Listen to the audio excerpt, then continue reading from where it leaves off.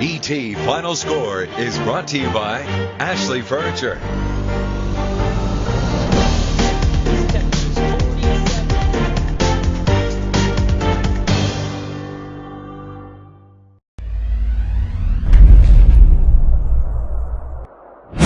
Today we have arrested the female and identified her as the one that was impersonating a public servant. She is now in our custody. She is being interviewed at the police department, and she'll be brought up soon. Basically, in this investigation, this is what we've been able to find out. The two Hispanic males that stated they were robbed by her impersonating a public servant by showing a badge.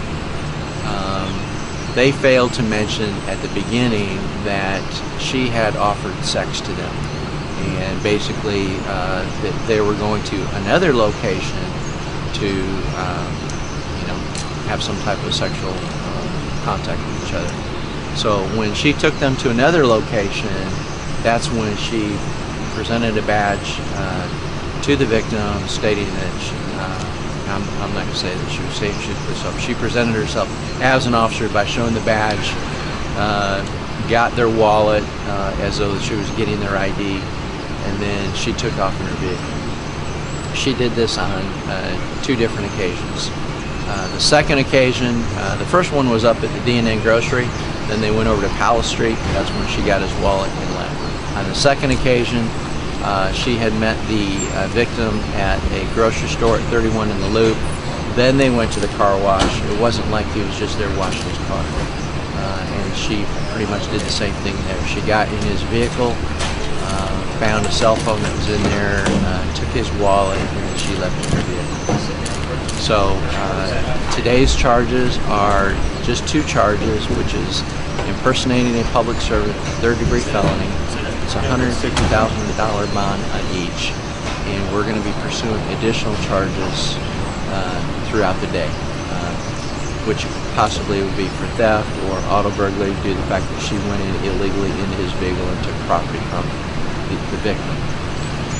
We also have a case back in June where three Hispanic males basically reported the same type of incident that had happened to them.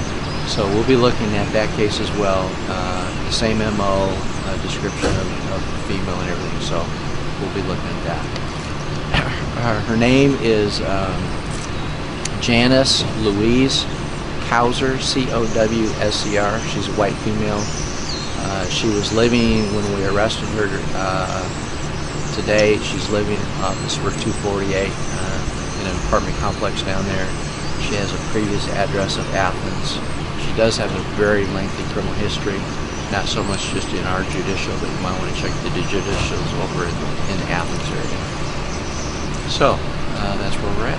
Was it the car wash place that you guys, that the meeting place that they decided to meet on? Yes, okay. yes. So that wasn't the initial place that she... That's correct. The car wash incident, the initial confrontation happened at a grocery store there at 31 in the Loop. That's when she approached him and said, do you want to have sex with me? And then they went out to the car wash out on 31, and then that's when she presented her badge out there. Okay, so she approached them basically. She solicited them for sex. Yes, that's correct.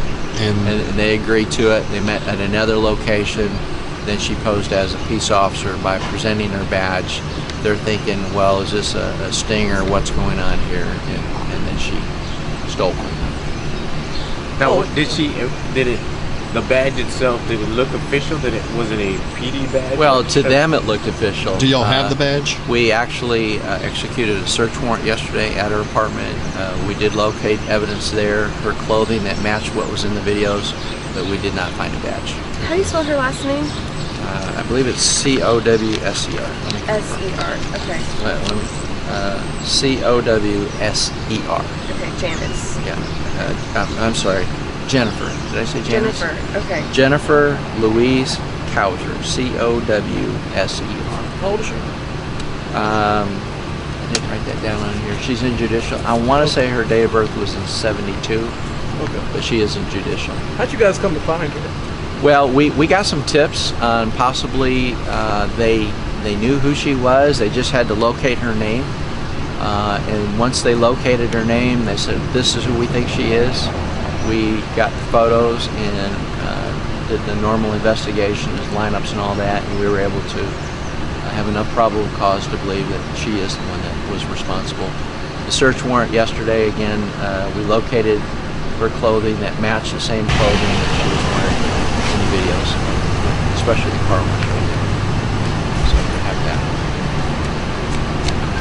She was actually arrested today in Judge Dunn's court. She was there to appear on a drug charge in his court, and then once she finished those proceedings, the investigator was there with his warrants and arrested her on site in the courtroom.